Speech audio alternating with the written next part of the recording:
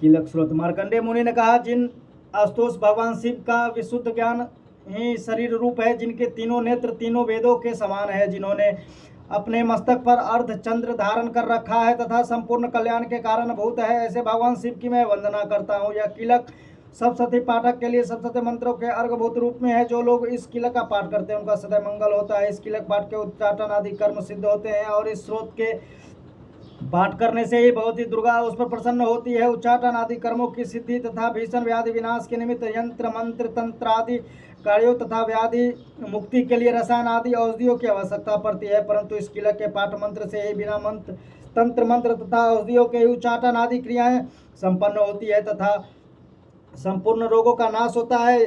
जहाँ अन्य मंत्रों के जप आदि से जो फल प्राप्ति होती है, वहीं केवल दुर्गा सप्तशती के पाठ मात्र से ही समस्त सिद्धियां उपलब्ध होती है। अब आप ही विचार कीजिए कि इन दोनों में कौन सा श्रेष्ठ है। इस शंका रूपी प्रश्न के समाधान में भगवान शंकर ने दुर्गा सप्तशती को ही बताया कि यही सर्वोत्तम फलदायक है। दुर्गा सप्तशती के पाठ मात्र से ही पाठक के पुण्य की अक्षय वृद्धि होती है। ऐसा देख भगवान शंकर ने दुर्गा सप्तशती को ही गुप्त कर रखा, अर्थात सप्तशती के समस्त मंत्रों को किलित कर दिया। जो व्यक्ति कृष्ण पक्ष की चतुर्दशी या अष्टमी को स्थिर चित्र से दुर्गा सप्तशती का पाठ करता है उसका निस्संदेह रूप से मंगल होता है। जो लोग अपना संपूर्ण द्रव्य दुर्गा को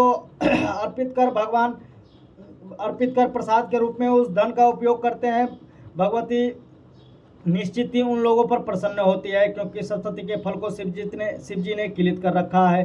जो लोग पहले कीलक पाठ करके तत्पश्चात सप्तशती का पाठ करते हैं, वे अंतकाल में सिद्ध देवी के पार्षद और गंधर्व योनि को प्राप्त होते हैं।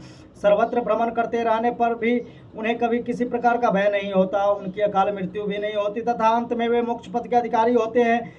इस कीलक को समझकर तथा उनका परिहार करने के पश्चात ही दुर्गा सप्तशती का पाठ करना उचित है। इस कीलक के रहस्य को न जानकर जो व्यक्ति सप्तशती का पाठ करता है उसका अनिष्ट होता है। भगवती की कृपा से ही नारियों को सौभाग्य और संतान सुख की उपलब्धि होती है। इस हेतु इस सप्तशती का पाठ करना आवश्यक है। इस स्रोत का पाठ मंत्र स्वर में करने से संपूर्ण सिद्धियों की प्राप्ति होती है। तो सर्वप्रथम कीलक का पाठ करके ही सप्तशती का पाठ करना उचित है। जिस भगवती के कृपा कटाक्ष से मनुष्य को ऐश्वर्य सौभाग्य आरोग्य संपत्ति शत्रु विनाश एवं निर्वात पद की प्राप्ति होती है, उस महिमामयी भगवती माँ दुर्गा की स्तुति प्राणी क्यों नहीं करते। बोलिए प्रेम से माँ अम्बे की, माँ जगदम्बे की।